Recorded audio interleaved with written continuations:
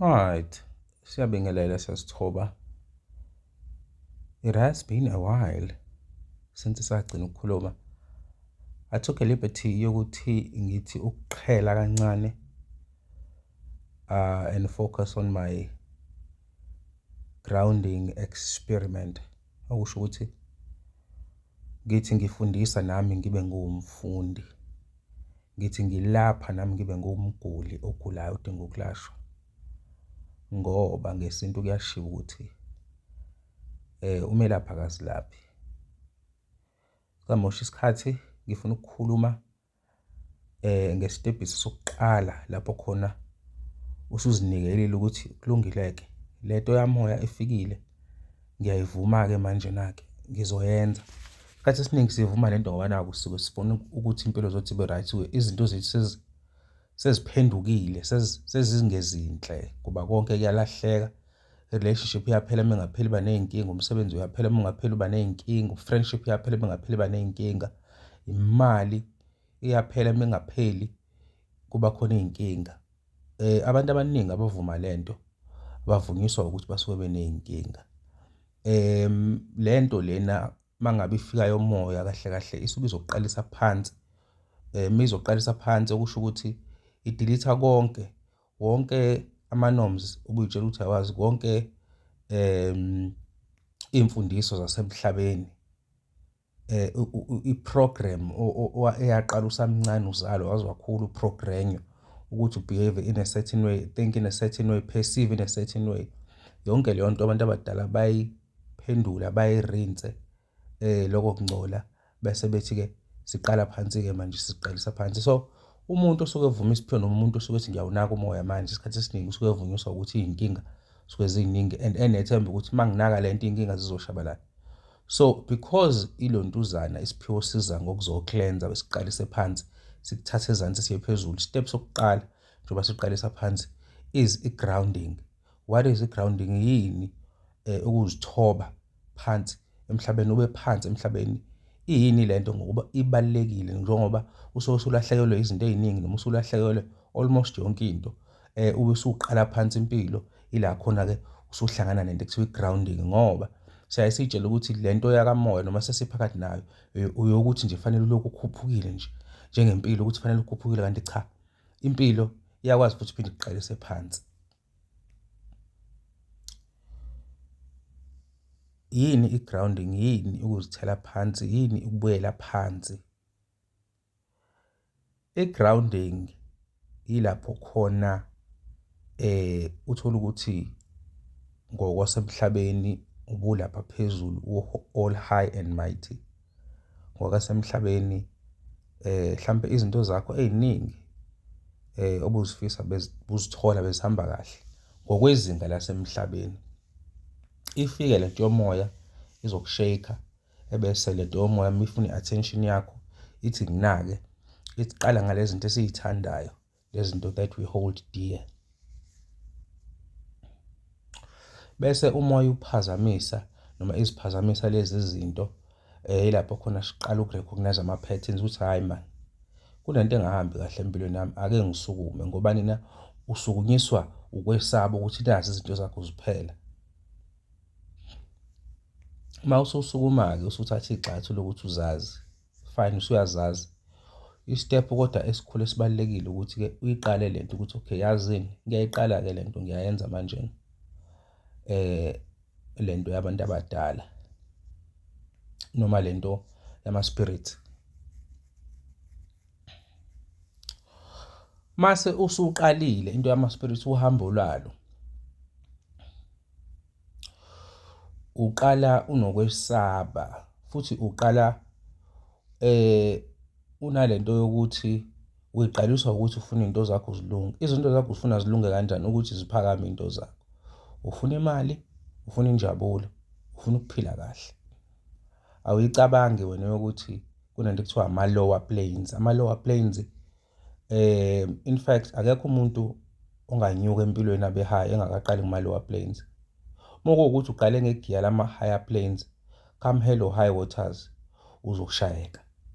Yilapho khona ngeke ngakhuluma ngevideo yokushaya komuntu wamoya. So usubuyela kuma-lower planes. Kuma-lower planes ila kune-grounding khona kahle. Awukwazi ukuthi uyele phezulu uphinde ungehli. Yonke into inama-polar opposite, kunokuphakama kunokwehla. Mase sifikile isikhathi sokwehla ukuthi wehlise usuyoqala usaphansi uphucwe zonke izinto, uya phansi in the ground. Right, now that you are in the ground, what is the most important things you should recognize? Yikuphi ofanele ukuqaphele? Fanele uqaphele imicabango yakho yokuthi wena usula usacabanga izinto ezilapha nalezi zinto lezi ongafuna ukuziluza noma nento oziluzile, okanye izinto osazifisa osafuna ukuthi ube nazo zasemhlabeni. Yokuqala le, khipha leyo mcabango leyo. Ikhiphe lo mcabango ngoba ngeke zenzeke ngalendlela ucabanga ngayo izinto, zizokwenzeka ngenye indlela ethe phecelezi ongayilindele. Khipha lo mcabango. Okwesibili, allow the process. Allow the process and trust it wholeheartedly.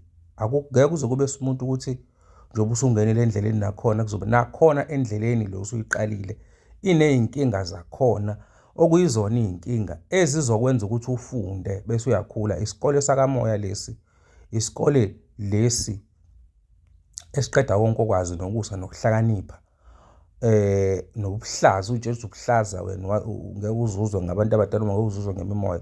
Iqeda kwasani utshela ukuthi yona uphenduka ingane encane, usuke usukhala wedwa embhedeni ucabanga ngezinto zasemhlabeni. You'll be weeping every day and whole day instead of diverting that energy into doing something greater. Now, kubantu abakwi-grounding fanele ba-recognize ama-opportunities akhona kuma-lower planes. I'll make you an example of somebody that I know. Kunosisi engimaziyo usondelene nami ngoba uyisihlobo. Wahamba ngicabanga ukuthi wekuma-early 20s zakhe eyohlala phesheya, ethole umyeni ahlangana naye ehhotela ethile ayisebenza kulona. Wahamba waphesheya e-Europe, wahlala iminyaka, bese efana nokuthi owakhona, eseyicitizen yakhona. Konke kuhamba kahle, nemali, kwenyana usebenza kahle, banomuzi, banemizi, banama-investment and stuff. Mase efika ngale sebajwayela abantu, wafika wavuka ukuhlakanipha, waseqala eyaqoma. Khumbule konke okwenzakala kusokwenziwa ngokuhlelwa kwemimoya, and lento okuzijaja, leyo nto leyo ayisebenzi. Leyo nto iyekeni, i-self sabotage ukuthi uzijaje. Awuyizijaji, awujaji umuntu. Konke okwenzeka emhlabeni, into zasemhlabeni, ungafunda kuzona, okanye you can just ignore them uma ngabe kuukuthi ayikho into ozoyifunda kuyona noma it doesn't resonate with you. But umuntu wakamoya akajaji, uyazibukela nje. So ngalokho ke nawe akuzijaji noma ngabe intoni soke wayenza, noma ngabe intoni odlule kuyona, awuzijaji. Ungazijaji umuntu kamoya. Never do that. That is self-sabotage. Lento yokujaja ya-createwa amadoda obumnyama ngoba lento le yama-emotions ukuthi ube pity, ufile pity, nokuthi futhi ufile guilty, yenza ukuthi uvibrate a certain energy whereby these entities ezimnyama bese ziyamunca. Njengoba wena ubulala inkukhu uyidle ngamnandaba nempilo yayo, nawe ukudla kwabanye abantu, kodwa hayi ngokwenyama kodwa ngokomoya. They feed off the energy. So misery is one of the most profound energies that they feed on you. So never judge yourself. In fact, never play with your emotions. Always strive to be calm at all cost. Umuntu okhalm wakamoya, umuntu okwazi ukudonsa ngendlela. Things happen the way that they do. So what? We don't judge here, we learn. We are kings, we are queens. We are the energizers abasemhlabeni. Sivusa abantu, sivusa abantu abalele, siyaphilisa ngamazwi ethu thina. Sithi mangabe sinyathela, siyuze umoya omnyama ukuthi khona odunga amanzi lana. We feel that because we have high vibrations. Now, lo sisi lona wasecabanga ukuthi usile waqoma, wahlukana nomyeni wakhe, and she dated another black guy. Wakwamanye amazwe lo Africa, whom she met khona ngale. Wahlukana nomlungu, and she married this guy. Now this guy were right financially, right? But this guy was some sort of a froster of some sort, because lo sisi lo ended up doing some things as a fraud kanti uyi-country very strict. Kwase bemenzani, wabanjwa waboshwa then wadeportwa obuya wezala. Mind you, 1 wahlukana nomlungu wakhe. 2 lo bhuti lahlangane naye phesheya omnyama kade sebeshade naye sebehlukene, ubuye akasenamali akasenalutho. Do you know what she did? Wayegconwa ekuhlele egqoka into eyodwa kuthiwa awazi waphupha umuntu. Wavula i-tuck shop edayisa nje usudi bey'ngane. Wafika kuma-Lower Plains wafika wabona ama-opportunities, wavula nje i-tuck shop kuma-Lower Plains, wavula ingadi, waba nengadi wayitshalela eziqedela i-stress sakhe, wavula ingadi wadayisa. Emva kwaloko ama-chips lawa engane, waqeda ukudayisa ama-chips ey'ngane wadayisa ubhiya, wavula into eyijoyinti.